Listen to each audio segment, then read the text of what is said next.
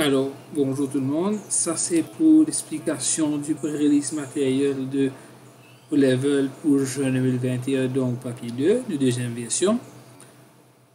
Alors, s'il vous plaît, ce document-là, sa vidéo-là, feel free, comme on dit dans le document ici, partagez-les, distribuez-les, tous les élèves qui font classe au moins, les élèves qui font classe au moins, les élèves qui font les sons, les élèves qui ne font pas les sons, tout le monde. Parce que beaucoup d'élèves viennent moi, même les élèves qui ne pas connaître avant, pour l'aide le pré-release matériel parce que il y a place, ils ont pas gagné, il n'y a pas une gagné incomplète. Voilà, ça c'est mauvais version, comme des autres comme dans le document précédent, que est possible énormément dans le programme, de moment faire le maximum tout capable, qui répondent exactement à ce qui Cambridge peut dire.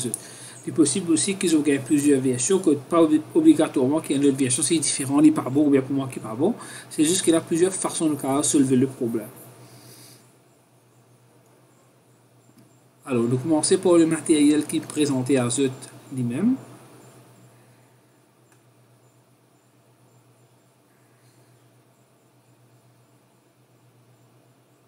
Pour vous expliquer juste après, si vous pouvez les autres les temps de cas pause, plus tard, les autres cas lire. Comme d'habitude, nous programme divisé en trois tasks. Task 1, task 2 et 3.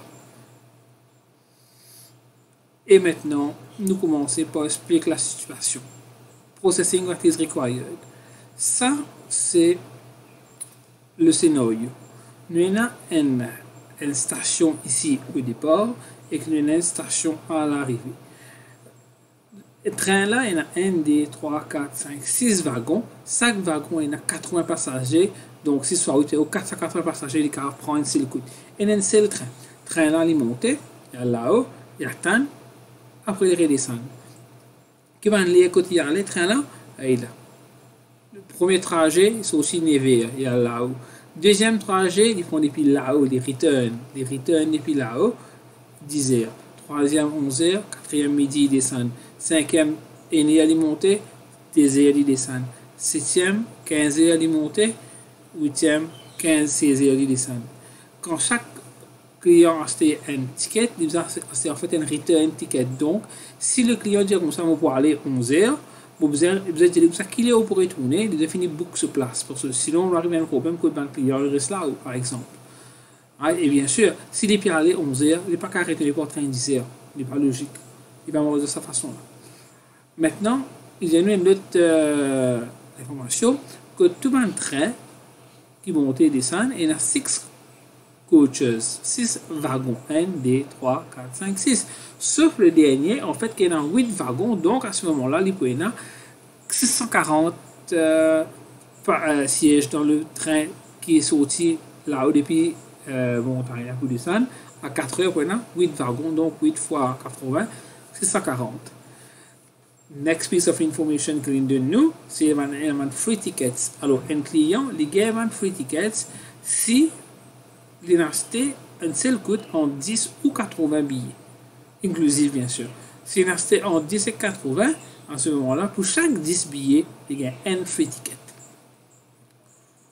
Alors, nous venons maintenant spécifiquement le task 1. Task 1, il écrit un programme qui vous display.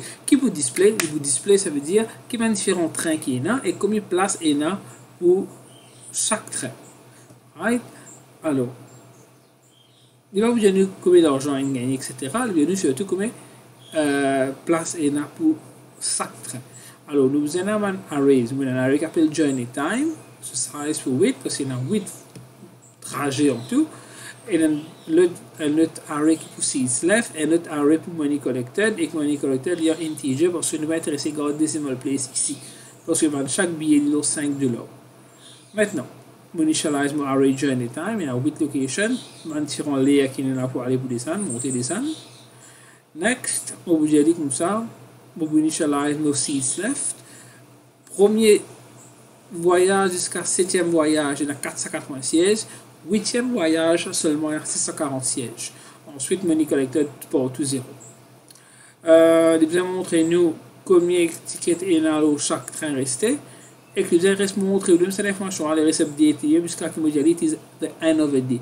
Comment est-ce que le programme connaît is the end of the day? Ben, il peut nous montrer un menu. Si vous avez le numéro N, il peut permettre de book un ticket sur un train. Si vous avez le numéro 2, this means the end of the day has been reached et nous close le système, nous close la journée, nous faisons un serving up de tout le data qui nous est ramassé pour l'instant, pour la journée. Maintenant, si le train spécifique P n'a aucun seats left, this should be displayed as the train journey and close should be written there. Next. Task 2.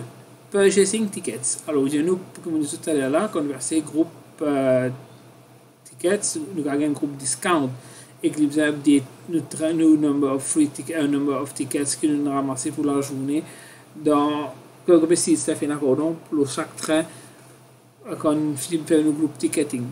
Alors, si user choisit l'option book tickets, nous disons user input number of passengers, number of tickets to buy. Là, nous disons qu'il est pour aller, qu'il est pour retourner. Bien sûr, il doit retourner un layer avant qu'il y allait. Nous checkons si le client a un discount, combien de billets il a acheté. Si on dit c'est 80. Ensuite, s'il y a un discount, nous calculons le number of free tickets. Bien sûr, il n'y a pas qu'un droit de payer free tickets. Par exemple, s'il prend 15 billets, de ces 15 billets là, il faut gagner un free ticket, donc vous avez display l'argent à payer pour 14 billets, et là vous avez dit c'est free ticket. Et bien sûr, ça 14 billets qui sont payés là, ces 15 là, vous avez update le mot money collected for the train journey.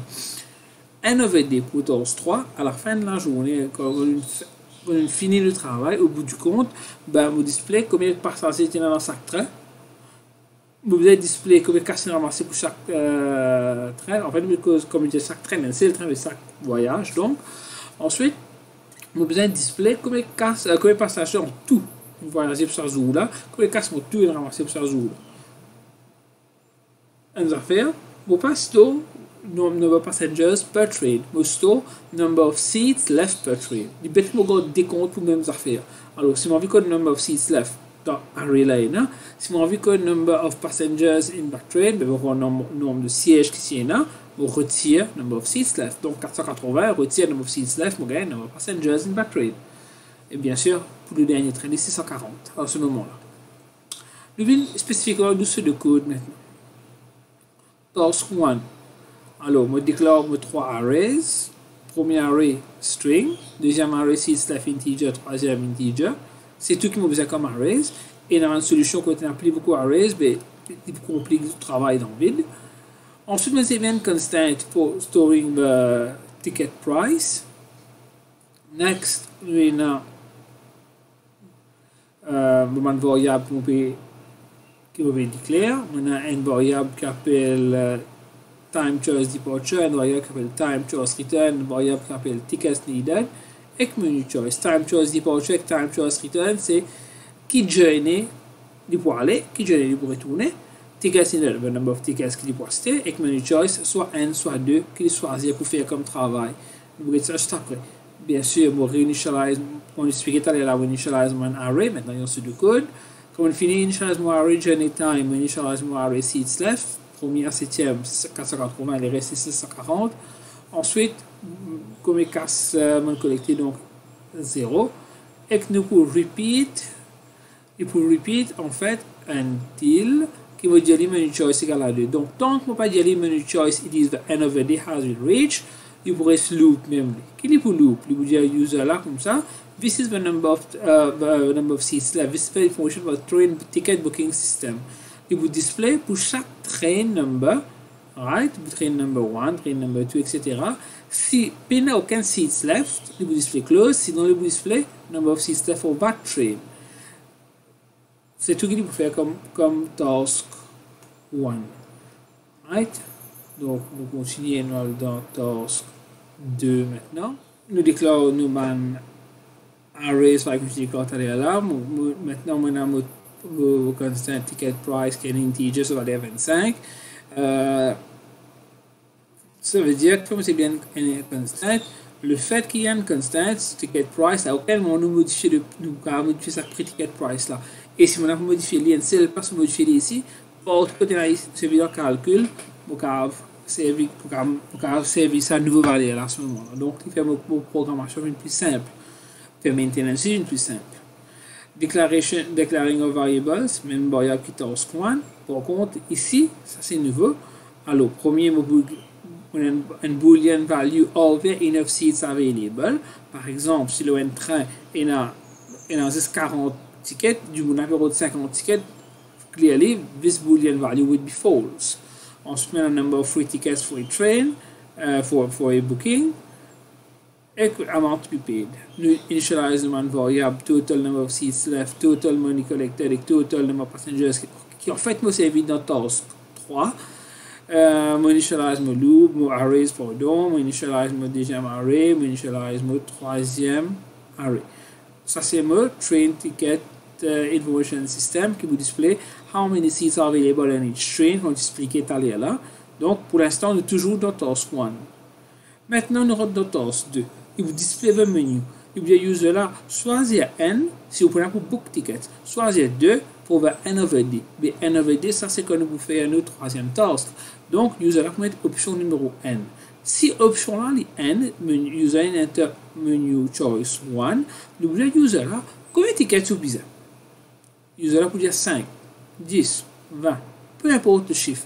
Et vous avez remarqué que ici, vous avez une validation. Alors, vous avez dire par exemple, repeat until number of tickets entre N et 480. Mais ça, je complique mon programme, je vais une longue pour non. Il est important que ce basic programme là peut travailler. Si on veut du validation, je vais expliquer là, on va avoir du validation. Ça, c'est une validation que nous avons ajouté. Deuxième, quand on finit le number of tickets qui user là pour prendre, je vais dire, dis-moi, qui train ou pour qui voyage ou pour aller. Est-ce que vous pouvez sélectionner departure time où il y a le choix entre numéro N, numéro 3, numéro 5, numéro 7. Il y a différents layers ici. User là pour choisir qui layer on veut aller. Tant qu'il donne un choix qui soit N, 3, 5 ou bien 7, au partout là, il va rester loupé pour aller. Donc le user is bound. Il est obligé de mettre une valeur entre N, 3, 5, 7. Donc, nous dire, nous user là choisir est-ce que pour book tickets ou bien ou pour faire N over D, user choisir option numéro 1 pour book bank tickets. Quand il book bank tickets, à ce moment-là, nous dit combien de tickets vous besoin. Quand nous connaissons combien de tickets c'est besoin, nous disons choisir pour laquelle train vous pouvez aller. Et puis, pour laquelle train vous pouvez aller, maintenant on va le plus en bas. Si ça, les qu'il prend pour aller là, ce train là qu'il prend pour aller là, ça consiste 6 qui est dans là-bas là, les plus grands qui tickets needed. Par exemple, si le user là, il a un ticket needed 25 et que dans ce train là, pour l'instant, il y a 480. À ce moment-là, nous continuons. Sinon, else, vous pouvez aller, choose a train with enough seats, nous revenons là-haut. Maintenant, user là, choisit un train qui est dans ces tickets. Vous allez choisir. Voilà, user là choisir un train qui est dans cette ticket pour aller. Vous allez choisir un layer pour que vous retournez qui est là after the departure time. Tant qu'il va donner moins un choix en D, 4, 6, 8, vous restez loop pour aller même pareil. Maintenant, vous checkez. Si ça, layer qui choisir pour retourner là, est-ce qu'il y a dans cette ticket qui est besoin là pour donner booking, vous continuez. Sinon, vous bougez aller, ben, pénancer free seats et que loop là pourrait commencer. The booking will not be made. Maintenant, si l'une des users là choisir excusez-moi, on arrive là. Donc, maintenant, l'user choisir 25 billets pour departure numéro N. Le premier voyage. Donc, nombre de tickets disponibles pour sa train numéro N là, vous pouvez retirer 25 là-dedans. Tickets needed. Et deuxième, les qui vous retournez là, ils vous retournent pour quatrième train. Bon, le prend seats left pour quatrième train, time choice return 4. Vous retirez 25 là-dedans, vous update mon number of seats left. À ce moment, j'ai essayé de gagner un discount.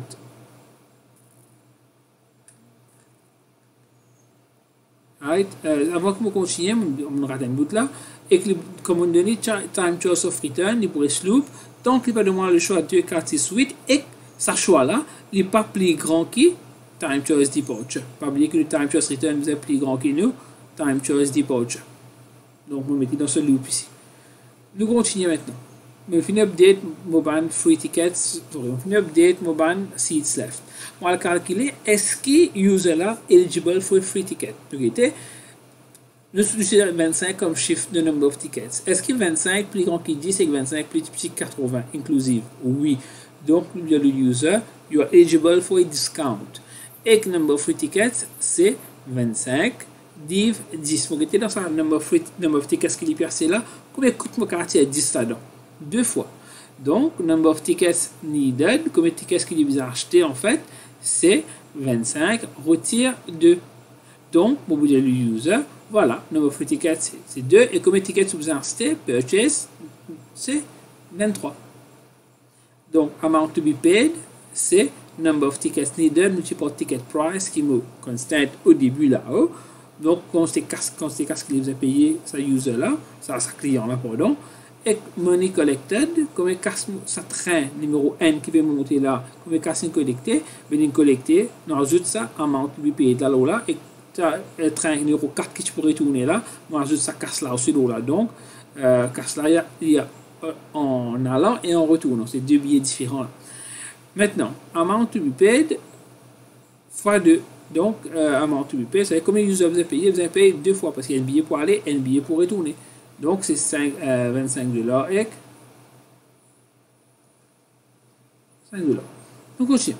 Donc, ça c'est bon, ça c'est bon. On rentre dans TORS 3 maintenant.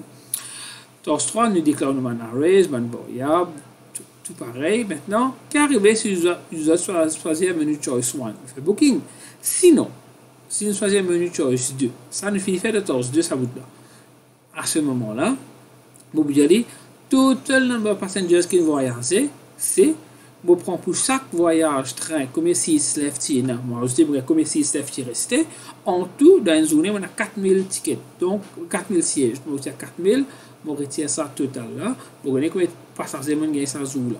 On fait un total aussi, total money collected, pour chaque train, combien de casses qu'il ramassait, et qu'on fait aussi un total number of passengers, coûte 480, retire 6 left eye. Donc, il vous vient que les passagers tiennent pour train là. Et comme si non passager là, si train là, ici 8e train, à ce moment-là, vous besoin connaître que les passagers tiennent, vous faire 640, retire le nombre de 6 left. L'autre question c'est, qui fait vous préférez le nombre de passagers comme vous faites total là-haut? Là est différent parce qu'il vous a dit what train had the largest number of passengers. Donc si number of passengers est plus grand que largest number of passengers vient un nouveau nombre de passengers là. Et vous avez gardé ce index, ce train là, ce index comme most passengers train. Vous avez laquelle train ça, numéro 1, numéro 2, etc. Alors ça c'est un autre bout de code qui peut permettre moi qu'on which train had the largest number of passengers. Après comme on finit, mais moi output chaque train que passager y a, moi output combien casse ramassé pour chaque train, total combien casse ramassé, total number of passengers et train qui n'a plus beaucoup de passagers, si journey time the most passengers train, right, most passengers train ici, donc évidemment ça l'est là, et que les bouges à moi combien de passagers il gagne à train. Là nous finissons task 1, 2 et 3. Maintenant, qu'est-ce que nous pouvons faire? Nous prenons une partie plus importante. Potential exam question, qui va l'examen ce qui a gagné potentiellement aux examens en question qui peuvent sortir. Bon, les autres qui est obligé de sortir, mais basé sur le post exam papers CAI papier 2, c'est une question qui souvent style de question qui souvent sortie. Première question. Alors, écrire le code pour déclarer une variable. Ben voilà, pas oublier de déclarer et ce data type, deux points très importants.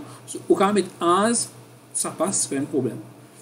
Un exemple d'un constant qui nous servi ticket price qui se met sur valeur 25. Je te rappelle comment son programme. 3 variables qui vont servir. Là où on a beaucoup de variables qui nous servent de nos programmes, ou choisir 3 variables qui vont vivre. On a nos 3 ici, vous pouvez choisir les autres variables. Pas ça, ou bien aussi expliquer the purpose of the different variables. Ensuite, test data. Alors par exemple, le number of tickets. Qui va test data qui nous est là. On a 3 qualités de data. Normal data, 58 billets.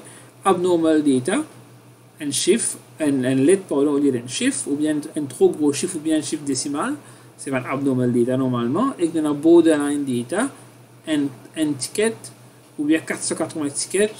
Nous avons aussi, en fait, DC80, c'est nous servir comme nous avons pour calculer number of free tickets. Il y a sur deux borderline data aussi. Ensuite, donne un exemple d'une validation qui nous servit, ben, tant que user là pas donne-moi un choix entre 1, 3, 5, 7, voilà, ici, pour rester pour pouvoir aller même. Si pas une validation, et tu peux comme ça. Alright, et tu peux tout simplement input time choice departure, vous allez n, ok, vous allez 8, il prend, 25, il prend, il n'y a pas aucune validation. Par contre, ici, il y a une validation qui peut contrôler, qui valide mon enter comme input. Ensuite, explain how your program calculates the number of free tickets. Comment il fait pour travailler, pour calculer le nombre de free tickets, ça, on passe sur la table là. Mais si jamais Cambridge pose la question, this is how you should answer. This is the description of free ticket calculation, and this is the pseudocode for free ticket calculation. Pas besoin autant de détails, il en est plus important là-dedans, c'est ça if là. Connaissez est-ce qu'il faut gagner free tickets, et deuxième, ça en est là. How to calculate the effective number of free tickets. Number 7, how of your program for task free display required data. Ben, ça ne finit pas selon le détail tout à l'heure là. C'est une question qui est posée pour task 3. Normalement, Cambridge bien rare juste écrire le programme pour task 1 au complet parce que task 1 reste plus long. Par contre, les cas de écrire task 2 ou bien task 3, et ça va finir de toute façon. Numéro 8, comment the efficiency of your design for task free. Ben, c'est une question qui est très rare une sortie, mais du cas sorti. Mais moi, quand je fais un programme plus efficace, ben, au lieu de total number of passengers, au lieu de the number of passengers for each train and the number of seats left for each train, on peut faire comme ça. Ce qui me fait moi, je dis store the number of seats left, et ensuite je calcule the number of passengers by subtracting the total number of passengers from the number of seats left. Non, je calcule the number of passengers by subtracting the number of seats left from the total number of passengers. Vous connaissez comment placer là.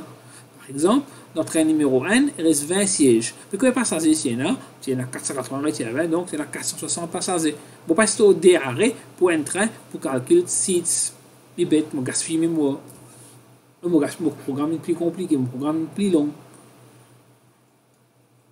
Ok, maintenant on aura dans des sections qui VB.NET Program Code. Ce qui suit après, c'est tout simplement le programme qui m'a écrit à partir de le code qu'ils ont trouvé. Mais là, je peux scroller. Si j'ai envie de gagner le programme itself, this document as PDF. Ben, j'ai un link dans le YouTube vidéo dans la description. Ben, quand on clique sur ce link là, on va directement le PDF, version of a document. Voilà, merci beaucoup. Bye bye.